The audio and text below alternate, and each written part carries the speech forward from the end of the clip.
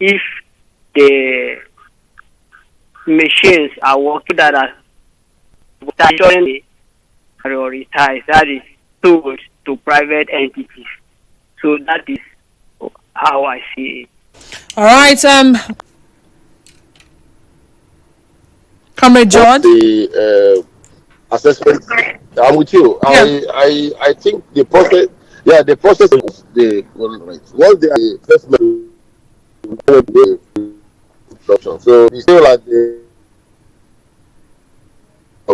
In cause of this conversation, but we look forward to more in cause of this conversation. But we look forward to more of this conversation in coming days.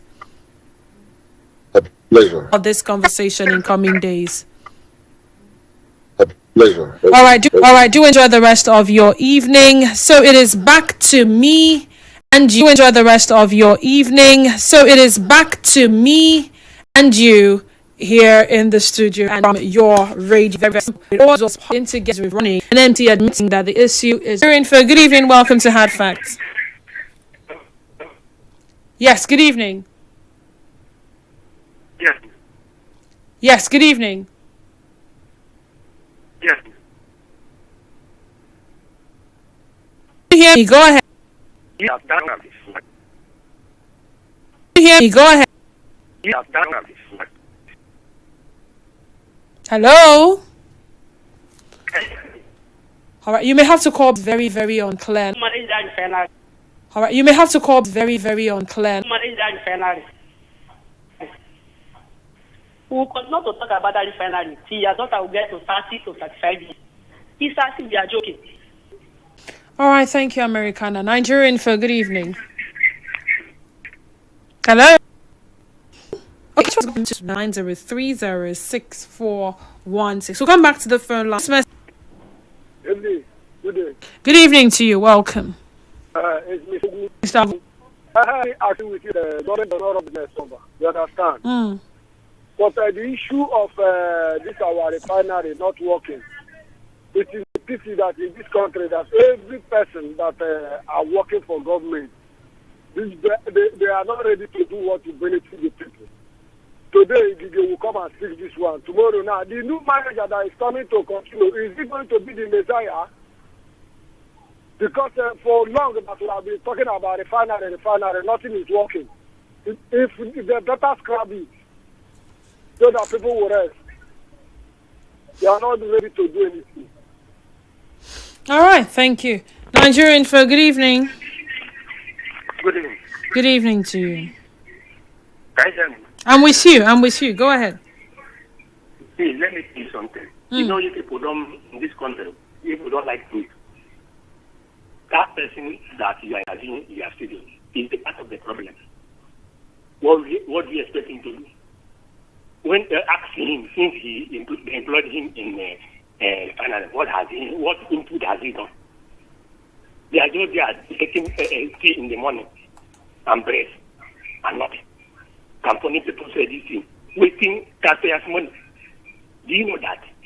They came and they said that the refinery is working and there is petroleum in the refinery. It's lying. They imported it from outside country to the people like that. They said it. I challenge them. Did you at any point in time go to the refinery and you saw that the refinery was indeed not working? Okay, if it is working, where is the fuel? No, that's not the answer to my question. You speak with so much authority, all right? And I had to ask, did you at any time at least go to the refinery, the one closest to you in Port Harcourt, and you went there and you saw for yourself that the refinery was not working? My dear sister, it shouldn't be deceived. I know some people that is working there. They are just making taxpayers money. I repeat myself again. So the people you know working there, what was the reports they gave to you? Listen to me. If you are a facilitator, I'm telling you that place they are not doing anything. They just put it up well. They should prove it now. How can you tell us the refinery working only 1 day or 2 days that they produce? You say the thing has spread again. So what is this thing? Now where is the money? Who is the company that is in charge of those refineries? Why are you doing telling us like that? Are we kids? the fuel. They put the fuel from outside country. Don't take Nigeria just to operate the munition. I think about the refinery. Okay. You know, I can get that sometimes when we hear some of these stories, we are angry. But every time we pick up our phones or to send a message or to call, and we authoritatively make certain statements, it shouldn't be a matter of hearsay. Now, I'm not here to sit and hold forth for Port Harcourt Refinery or any of the refineries or NNPC. People will say what they will say. The reality is still going to be the reality. So when you say that they imported the fuel, the refinery did not work, it was a good thing to ask, did you go there for yourself? Did you see? And you said, because this is how we have some of these conversations, even in our little corner. And that is how we keep carrying on with these narratives until it becomes our reality. Meanwhile, a message before me says it is instructive to know that at the level of national policy making, individual necessities or needs should be the basis for deciding societal needs. The want of a few privileged persons in society should never be misconstrued as societal needs, else wrong policies will be foisted on the people. Our refineries are not working because national policies are not geared towards the enhancement of the people. This has been the bane of Nigeria. Nwoko Darlington from Merema community. A message here also says, good day, Didi. Your guest has stated the very areas the government needs to be involved. Didi, our government by right has no business in the refinery.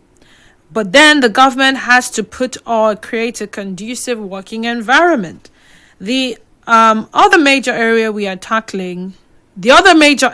lacking in running of our refinery is the spirit of patriotism, commitment to zealousness. From Pastor Sunday from Rumigbo in Port Harcourt.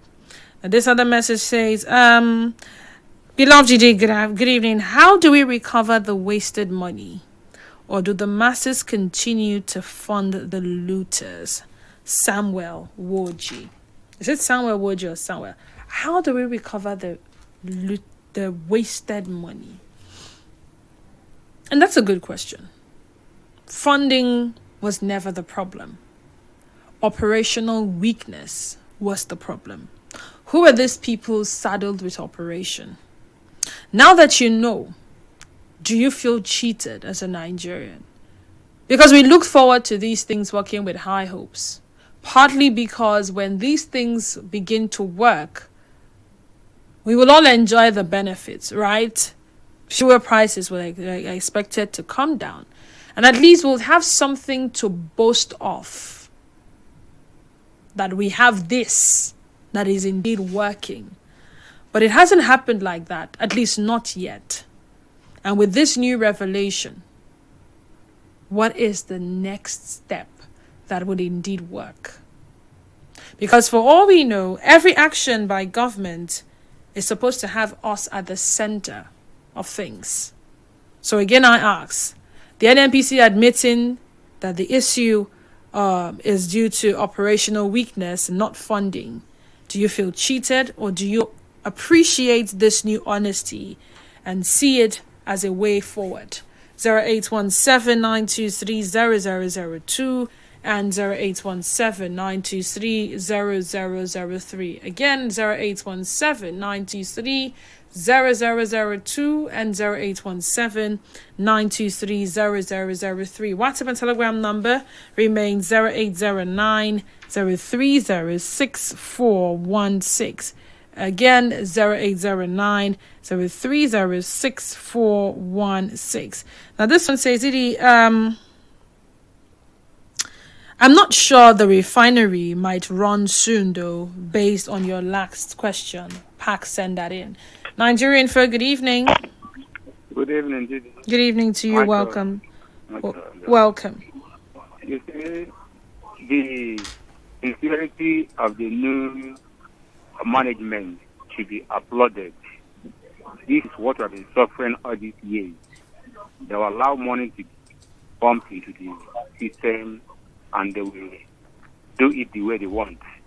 All they need is to get the money, whether the refinery is functioning to the up to capacity is not their concern. So we should applaud this new management and also give them the support, to prioritize it so it will be functional. Thank you. All right, thank you very much. And I think that brings us to the end of this conversation. We will go on a commercial break, and thereafter we'll go on the news break. And when we come back, we'll be having Barrister Jubilee join me in the studio as we discuss tenant rights. And after that, we'll go on the news break for the major news bulletin. And when we come back, it will be time for Open Season. It's still Hard Facts on your number one talk station, 92.3 Nigeria Info FM. Stay tuned to us.